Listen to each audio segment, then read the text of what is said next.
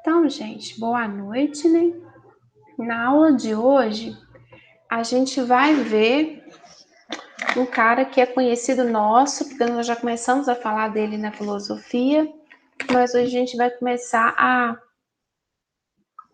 aprofundar na sociologia, que é o Karl Marx. O Marx, ele viveu entre de 1818 a 1883. Ele nasceu e viveu parte da sua vida na Prússia. A Prússia seria equivalente ao que a gente conhece hoje como Alemanha. Num determinado período, não lembro a data certinha, o Marx ele é exilado, ele se torna apátrida e vai juntamente com sua família viver em Londres. O Marx ele teve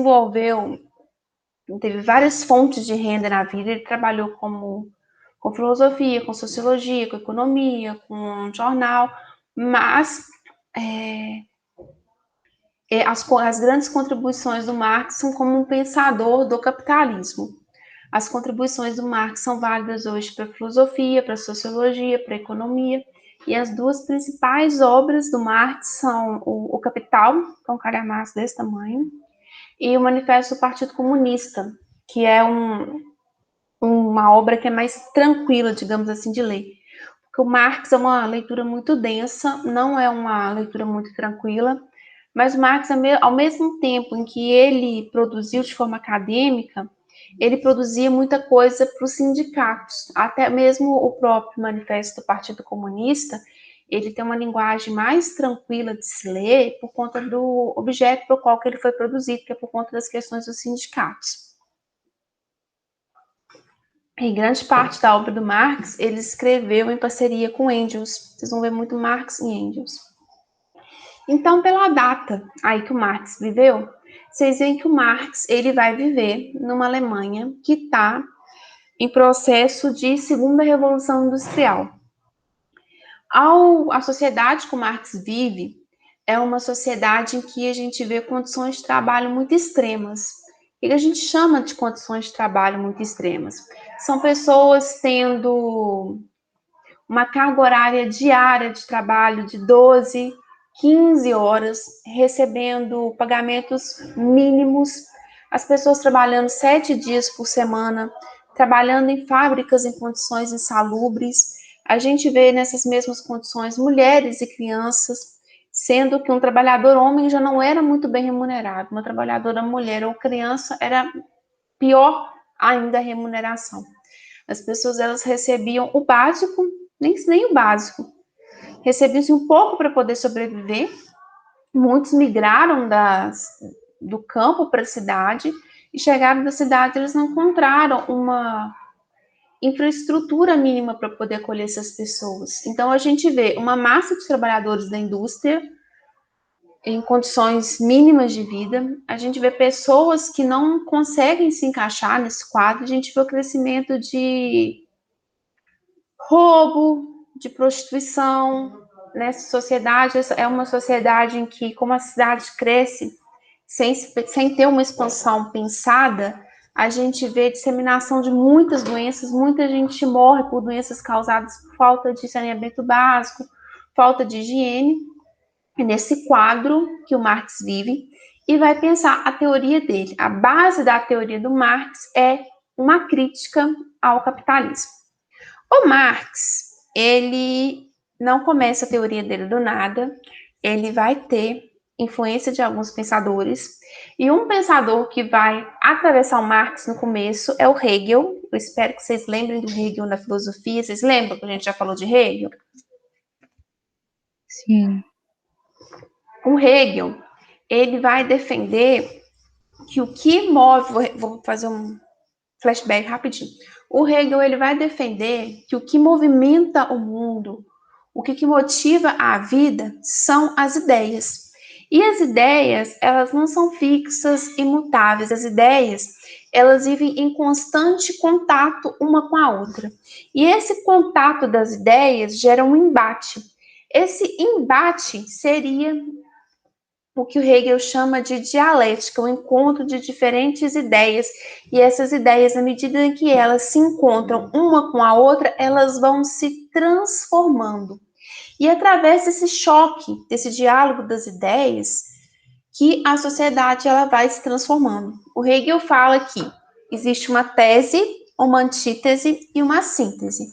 A tese seria uma pergunta inicial ou uma ideia inicial, que em algum momento se depara com ou uma nova ideia ou uma resposta. Em contato, a tese e a antítese, elas não se somam, elas se transformam, gerando um produto novo, que é a síntese. E a partir disso o mundo vai se movendo, vão surgindo novas ideias, e essa síntese vira de novo uma tese, vira uma antítese, e assim vai constantemente. Por Hegel, o mundo se modifica e se move por esse constante embate de ideias. O Marx, ele vai, no começo da carreira dele, escrever muito nessa pegada desse embate. Ele vai pegar esse conceito de dialética do Hegel para desenvolver mais à frente. E o Marx também, ele vai ler o Feuerbach. Enquanto o Hegel morre, tem uma divisão de uma galera de direita e uma galera de esquerda que vai tentar desenvolver o pensamento do Hegel. O Feuerbach é um que vai tentar desenvolver isso para uma vertente de esquerda, e ele vai propor o conceito de materialismo dialético. O que é esse materialismo dialético por Feuerbach? Ele pega para estudar a religião, vê a religião como um fenômeno, e ele fala que a religião, ela gerou uma alienação. O que seria essa alienação por Feuerbach? Os homens, quando eles estão totalmente... Está faltando a palavra. Quando eles pensam numa vertente religiosa, eles estão inseridos no pensamento religioso, ele faz com que a sua vontade, o seu modo de agir, o seu modo de pensar, seja submetido às forças divinas. Embora essas forças divinas, segundo Feuerbach, sejam criadas pelos próprios homens. E essa criação do homem faz com que essa força divina seja tomada como autônoma, como superior. Como se o homem ele não pudesse, por si só, conduzir a sua vida, transformar a sua vida. Isso só seria possível pelo poder do divino. E na medida que o homem ele organiza essa religião, ele cria esse divino, coloca esse divino como superior a si, ele gera um processo de alienação. O Marx ele gosta dessa questão da alienação, ele pega essa questão do materialismo dialético religioso, o Feuerbach, e ele vai criticar um pouquinho o Feuerbach, porque para ele, nosso mundo, ele não pode ser não pode ser visto somente pelo plano das ideias, da contemplação. De fato, como o Feuerbach diz, é preciso que o homem seja crítico. O Feuerbach fala que precisa de se criticar a religião para que o homem tenha uma liberação da consciência. O Marx concorda com essa questão de é preciso criticar, que é preciso repensar, mas que o mundo ele não é do plano das ideias, ele é resultado da ação do homem. É o homem que cria o seu mundo. Tá tranquilo, gente, até aqui? Tá sim, Thaís. Então, tá tranquilo. Aí, o Marx vai pegar o conceito de dialética de Hegel e o materialismo e o conceito, gente, deu branco aqui, e o materialismo dialético do Feuerbach para propor um dos conceitos que é a base da teoria dele, que é o materialismo histórico dialético. Para o Marx, todas as coisas que existem no nosso mundo são compostas de matéria, e tudo que existe no mundo é resultado da interação com a matéria. O mundo existe porque o homem vai modificando essa matéria, transformando de acordo com suas necessidades, com seus anseios. Então, ele propõe o conceito de materialismo histórico dialético. Materialismo por quê? Porque para o Marx, o mundo não pode ser explicado apenas pela vertente do povo que defende o plano das ideias. Para ele, o que justifica o mundo, explica o mundo, é a base material, é o sistema de produção capitalista. Quando a gente fala do capitalismo, a gente tem logo dois polos. De um lado, a burguesia, que é detentora dos meios de produção, e do outro lado, o proletariado, que para poder sobreviver tem que vender sua mão de obra para a burguesia. Ele fala que é histórico porque o capitalismo ele não surgiu do nada, ele não caiu no colo da humanidade, ele é fruto de todo um processo histórico de transformação. Se nós vivemos hoje um capitalismo, esse capitalismo ele é fruto de anos, séculos de transformação. E dialético, porque por Marx nós vivemos uma contradição. E essa contradição, esse constante embate da... Boa noite, Valéria.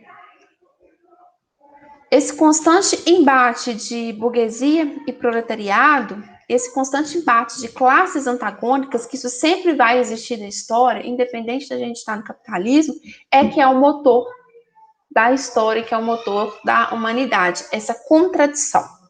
Mais para frente, se vocês não entenderem o conceito de materialismo histórico, eu volto, tá? Então, o Marx ele vai falar de produção e reprodução. O Marx ele critica muito que antes dele, os economistas que começavam a estudar o capitalismo, eles viam o capitalismo como um fenômeno novo que tinha vindo para ficar e queriam entender que ele é novo. E eles não reconheciam que o capitalismo, para ele ter se instaurado na sociedade, ele advém de um processo de uma série de mudanças. A gente tem a queda do feudalismo, a transformação da forma de produção, que saiu de uma forma artesanal, vai para a manufatureira, vira indústria.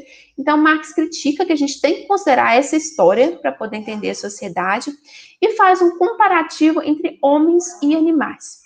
Para o Marx, ou até mesmo para a biologia de modo geral, os animais, o que eles fazem para poder sobreviver? Eles têm fome, eles têm alguma privação, eles vão em busca de saciar essa privação.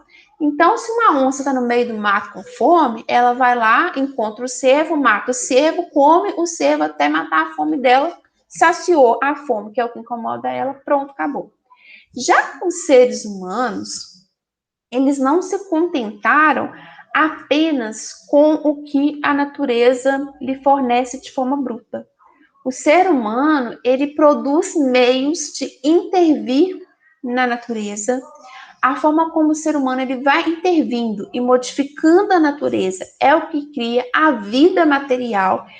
E essa transformação pelo trabalho é o que o Marx vai pegar firme em cima disso.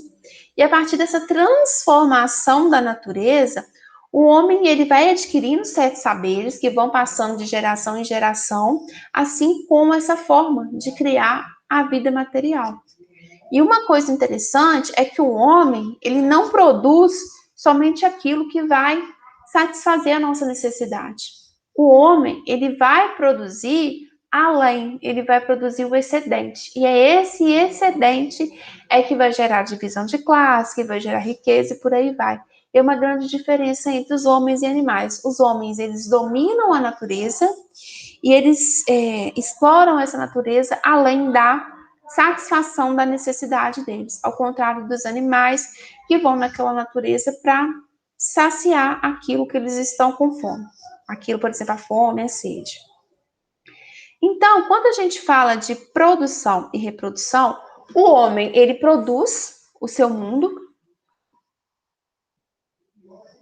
intervindo na natureza, e essas formas que ele aprende de intervir na natureza, de modificar o mundo, ele vai passando para outras gerações que vão repetindo. Esse passar para as outras gerações, o que foi consolidado, é o que Marx chama de reprodução. Então, o homem, ao dominar a natureza, ele vai estabelecendo relações sociais a esse processo. Dominar a natureza está intrinsecamente ligado a relações sociais. Essas relações sociais, elas vão se embasar também numa produção. Na medida que o homem domina a natureza, ele produz algo. Essa produção do algo satisfaz as suas necessidades, gera um excedente ou pode gerar novas necessidades. Calma, que vocês vão entender isso até agora. E essa geração de novas necessidades vai fazer com que o homem tenha que repensar em novas formas de dominar a natureza, porque tem uma exigência física e material, e isso impacta na nossa existência social. Vamos lá. Nós, por exemplo, nós temos sede. Todo mundo concorda comigo. Se a gente for por nosso instinto, a gente mata a sede com água, não é isso?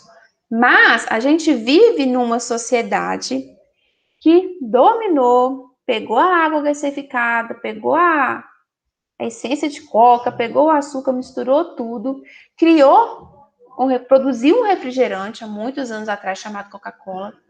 Esse refrigerante ele foi sendo passado de geração em geração. A gente tem necessidade de tomar refrigerante? Às vezes eu acho que eu ia falar, nossa, eu tô numa sede da Coca-Cola. Vocês já tiveram isso? A famosa sede da Coca-Cola? Ou a vontade de comer algo específico? Já. Eu tenho com água tônica. Direto. Eu sou assim com água tônica, Thaís. Ah, eu tô com vontade, tô com a sede de água tônica, tô numa fome de chocolate.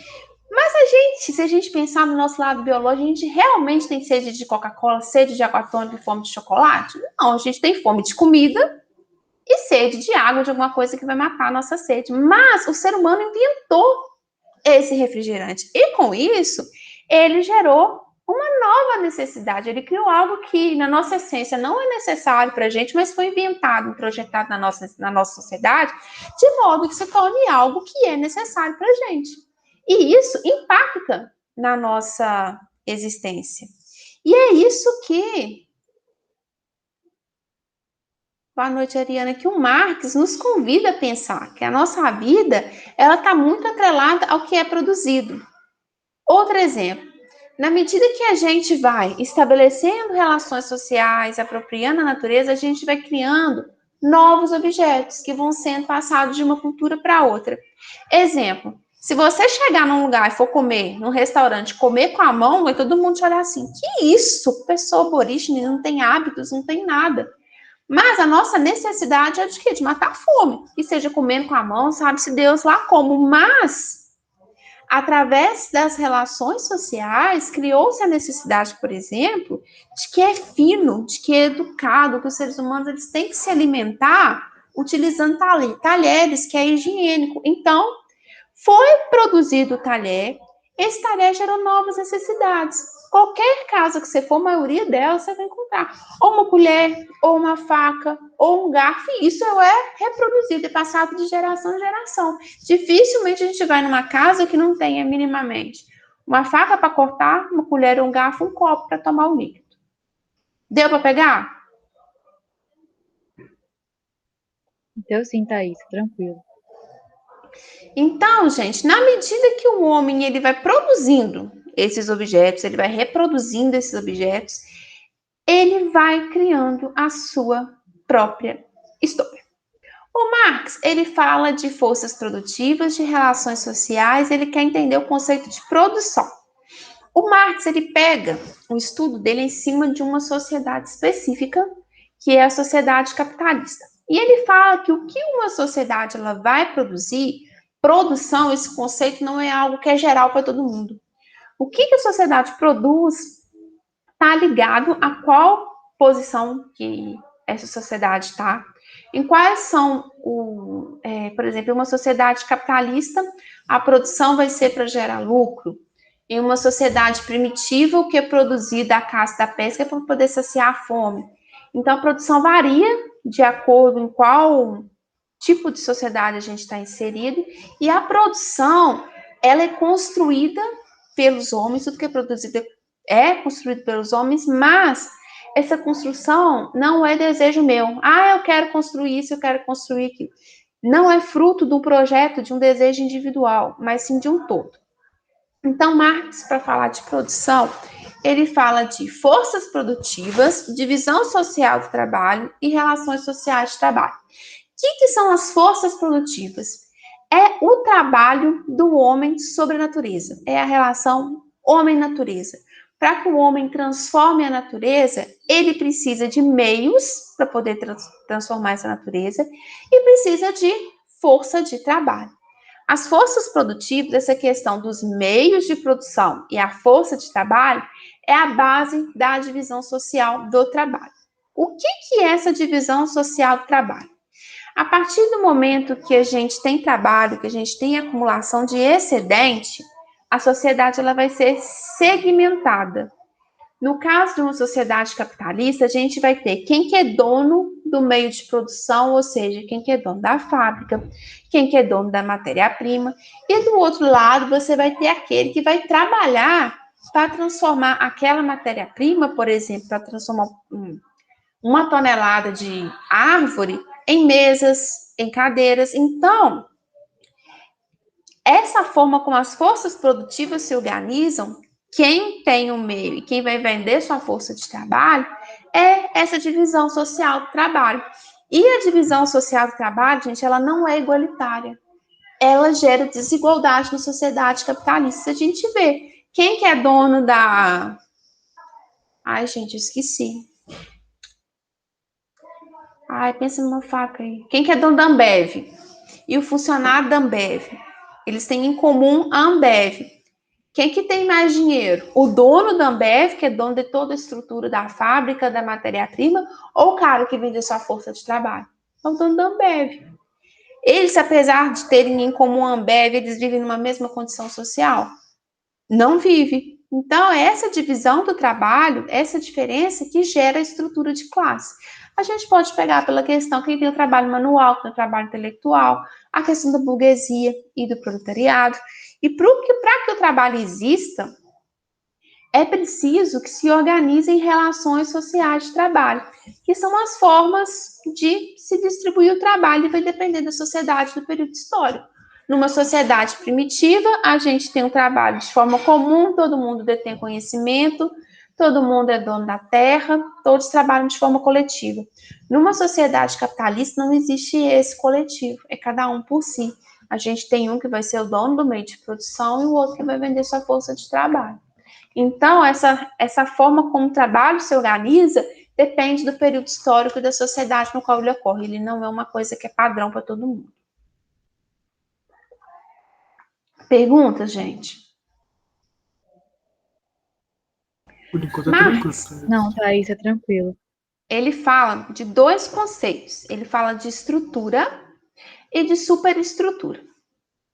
Como Marx fala de uma sociedade capitalista, é como se fosse uma pirâmide. Imagine uma pirâmide aqui. A base dessa pirâmide, de tudo, é a estrutura. Essa estrutura é como se fosse algo, é o que é palpável, que são as instituições políticas, as forças de produção, as relações sociais de produção. E lá em cima da pirâmide, impactado totalmente pela estrutura, tá a parte que a gente pode dizer mais abstrata, que são as ideologias políticas, as concepções religiosas, os códigos morais, os sistemas éticos, meios de comunicação.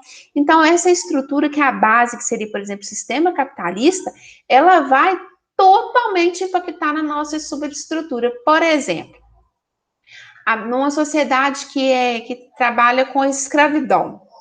Nós tivemos Brasil por anos e anos vivendo na forma do trabalho escravo. A gente sabe que os escravos que vieram para o Brasil vieram sobretudo da África, e eles trouxeram consigo religiões de base africana, correto? O candomblé e por aí vai.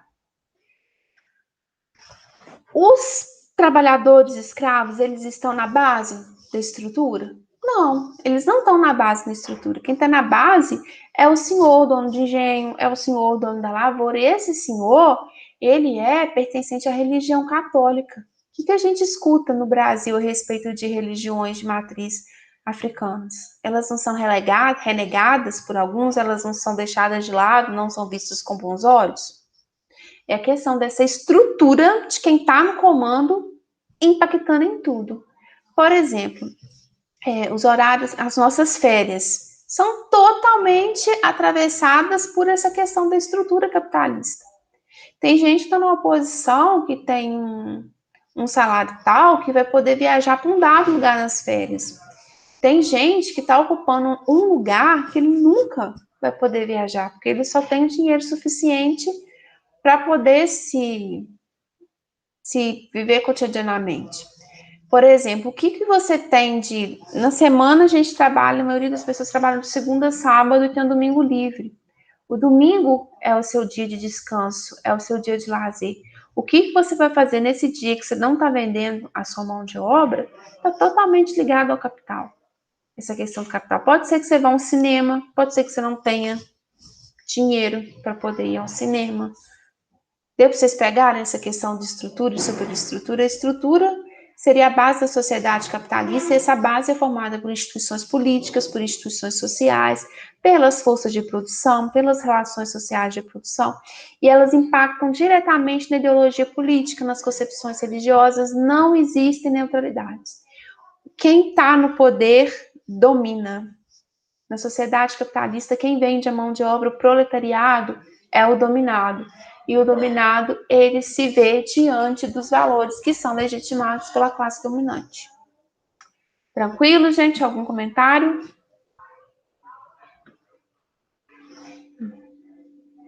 Não? Tranquilo.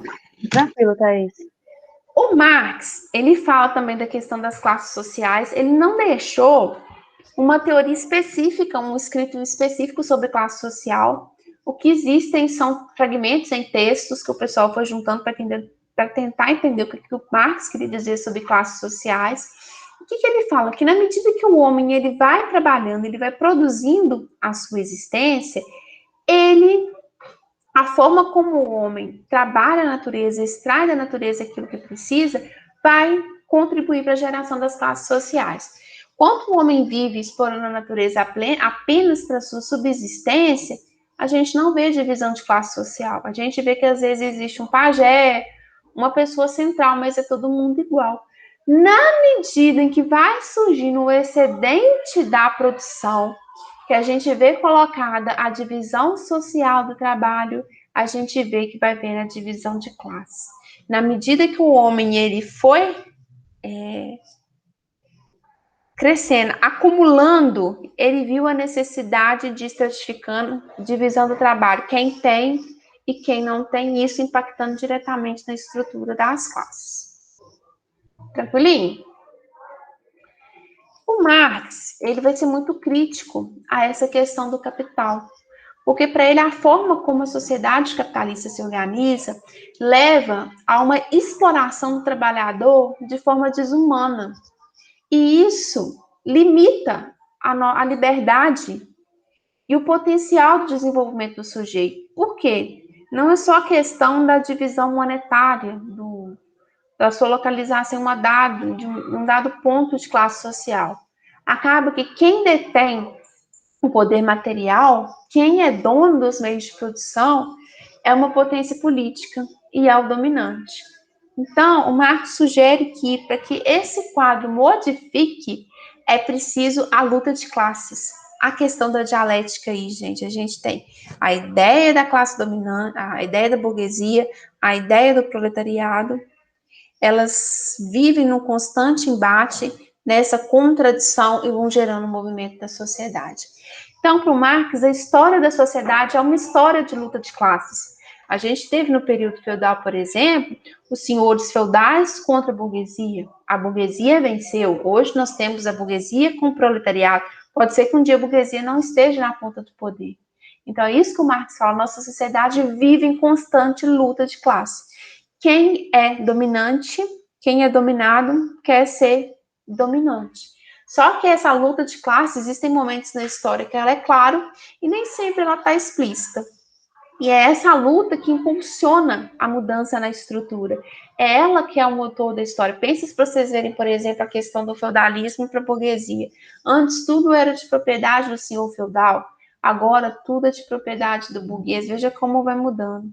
Então, a burguesia e o proletariado são classes que estão em polos diferentes, em situações totalmente desiguais, e essa situação diferente é que vai gerar o conflito entre os dois.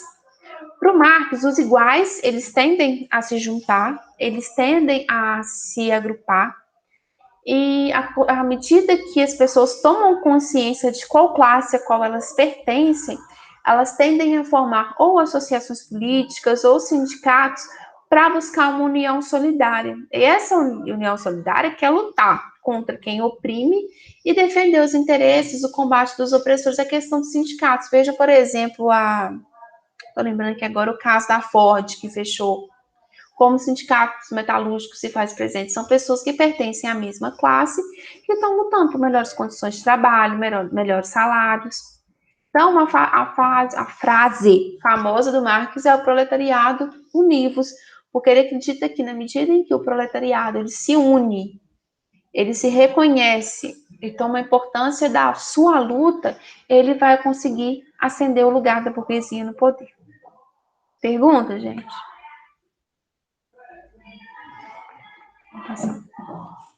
Tranquilo, Então, Thaís. outro conceito do Marx também é o conceito de mais-valia. O que é isso?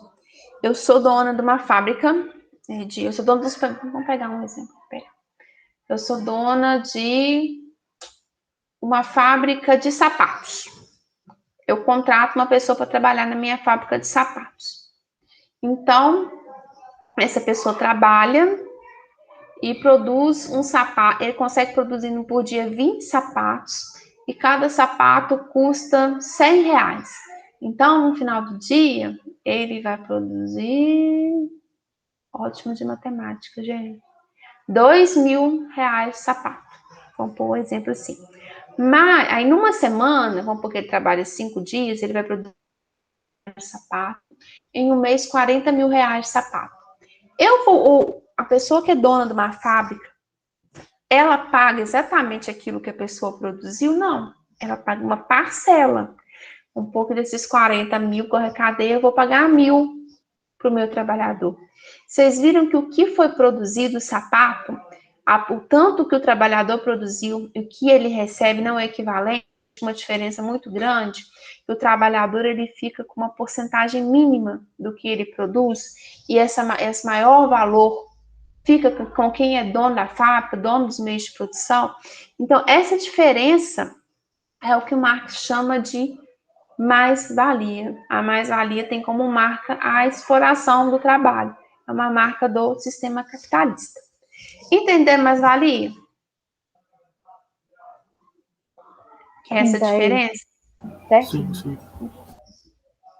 Então, outra coisa que o Marx fala também, que é muito legal para a gente pensar, sobretudo no mundo que a gente vive hoje, é a questão do fetichismo de mercadoria. O que é mercadoria para o Marx? Mercadoria é a forma de um produto somado com que a força de trabalho assume. A mercadoria é o que move o capitalismo. E as mercadorias, elas têm, por exemplo, um valor de uso e um valor de troca. Por exemplo, o valor de uso. Isso aqui é uma piranha, um prendedor de cabelo. Qual é a finalidade dela? Prender meu cabelo que está suando aqui agora. Satisfaz a minha necessidade de dar uma refrescadinha no calor de Muriaé. Esse é o valor de uso dela. Aí, de repente, já vi que essa piranha não está sendo tão necessária assim na minha vida. E eu resolvo que eu quero trocar essa piranha.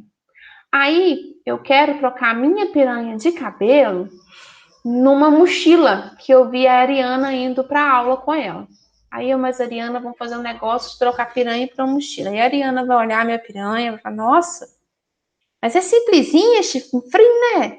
É de plástico, material meia boca. A minha mochila, ela é de couro. Eu consigo carregar um monte de coisa com essa mochila. Não vai rolar troca, não. Então, Marx fala de valor de uso e valor de troca. O valor de uso é a finalidade que a gente dá para aquilo que a gente adquire, e o valor de troca. O valor de troca, ele considera as relações sociais, o tempo para produzir, o valor de uso da mercadoria, o que foi gasto, o que foi investido. Então, nem sempre o que eu tenho para trocar pode ser trocado. E o que é, afinal, esse fetichismo de mercadoria? Quando a gente vê uma mercadoria final, a maioria das vezes, a gente não tem noção do todo daquela mercadoria. Por quantas etapas que, por exemplo, essa piranha precisou passar para chegar na minha mão. A gente não tem noção de onde que vem a mercadoria. Por exemplo, a pessoa fala, nossa, eu sou contra o trabalho escravo. Aí a pessoa está lá calçando, trabalho escravo, não, pode falar, nossa, eu não gosto de nada da China. Não uso nada da China, não quero nada da China, coisa da China é tudo ruim. Aí você vai lá no seu guarda-roupa, pega o seu tênisinho, olha a etiqueta dele, veio de onde? Made in China. Às vezes a gente está no mercado comprando, a gente vai no supermercado, a gente compra as coisas, esse fetichismo é a gente ter a falsa ilusão de que as coisas existem por si só. A gente não vê o processo que existiu para aquele produto estar na nossa frente. A gente vai no supermercado, compra as coisas, gente. Compra um ovo, um leite, um pote de manteiga. Na hora que vocês estiverem, dê uma olhada para vocês verem de onde que vem essas mercadorias. A gente não tem essa noção, isso é apagado. Outro dia eu fiquei boba, eu comprei um pacotinho de ervilha congelada, pif-paf, essas ervilhas de 4, 5 reais. Na hora que eu fui, na minha humilde curiosidade, ver de onde que era a ervilha da pif-paf, eu vi que a ervilha era belga. Tô comendo uma ervilha da Bélgica europeia no almoço. E não tinha a noção de onde que tinha vindo, de onde que as coisas vêm, sabe? Então, isso que é o fetichismo de mercadoria. É a gente não ter a noção de todo o processo, a gente não tem conhecimento das etapas de produção. A gente não sabe de onde as coisas vieram. Tanto que essa pandemia agora nos mostra, por exemplo, tem vários setores reclamando que não estão tendo acesso à matéria-prima. Às vezes a coisa que a gente acha que é produzida no Brasil, que tem matéria-prima aqui, e não é. A matéria-prima vem da China, vem da Índia. Eu, por exemplo, eu fiquei assim, admirada de saber que a Índia é uma grande produtora de vacina. Eu, no meu fetichismo de mercadoria, jamais imaginaria que a Índia seria uma grande produtora de insumos de medicamento.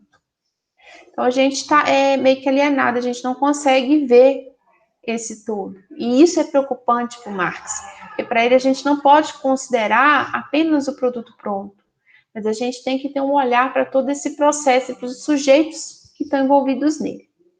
Vocês querem fazer algum comentário do fetichismo de mercadoria?